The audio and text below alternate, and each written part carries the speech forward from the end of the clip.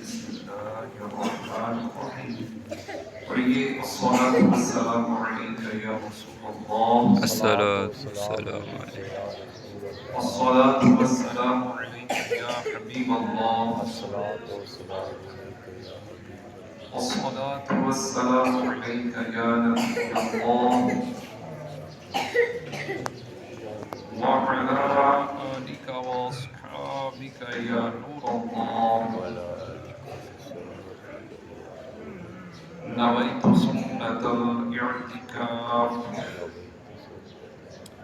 اللہ رب العزت کے آخری نبی مکی مدنی محمد عربی صلی اللہ تعالی علیہ وآلہ وسلم نے ارشاد فرمایا، جب جمعرات کا دن آتا ہے اللہ تعالی فرشتوں کو بھیجتا ہے جن کے پاس چاندی کے کاغذ اور سونے کے قلم ہوتے ہیں۔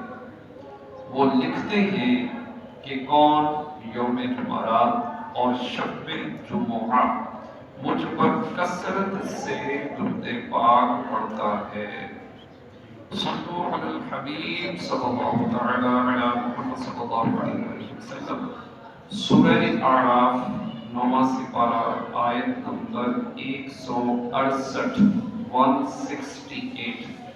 اللہ رب العزت کا فرمان ہے، وَقَطَّعْنَاهُمْ فِي الْأَرْضِ أُمَمًا، اور انہیں ہم نے زمین میں متفرق کر دیا گروہ گروہ۔ وَمِنْهُمُ الصَّالِحُونَ وَمِنْهُمْ دُونَ ذَلِكَ، ان میں کچھ نیک ہیں اور کچھ اور۔ وَبَلَوْنَاهُمْ بِالْحَسَنَاتِ وَالسَّيِّئَاتِ لَعَلَّهُمْ يَرْجِعُونَ، اور ہم نے انہیں بھلائیوں اور برائیوں سے آزمایا کہ کہیں وہ رجوع لائیں۔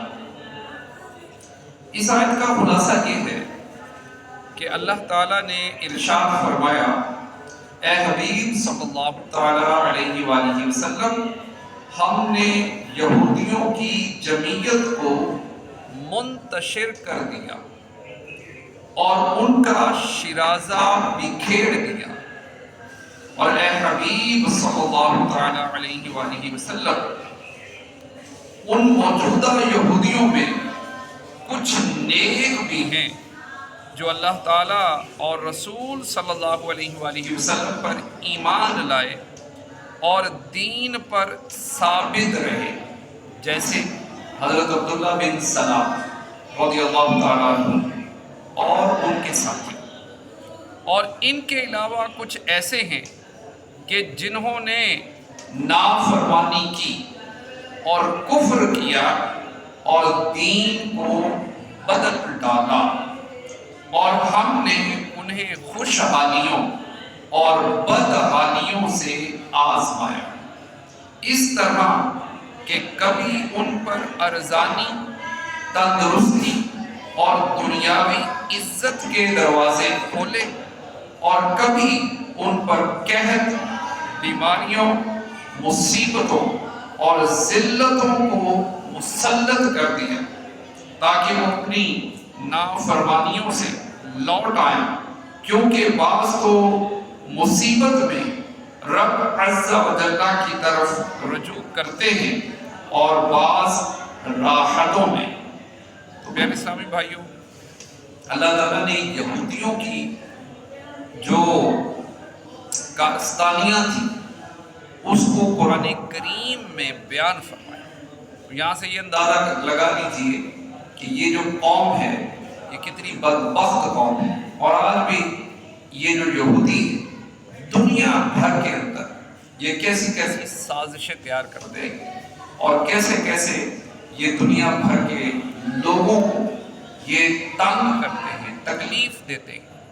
تو یہی وجہ ہے کہ اللہ پاک نے ان کے حوالے سے قرآن کریم میں کافی مقامات پر ان کی کارستانیوں کا ذکر فرمایا۔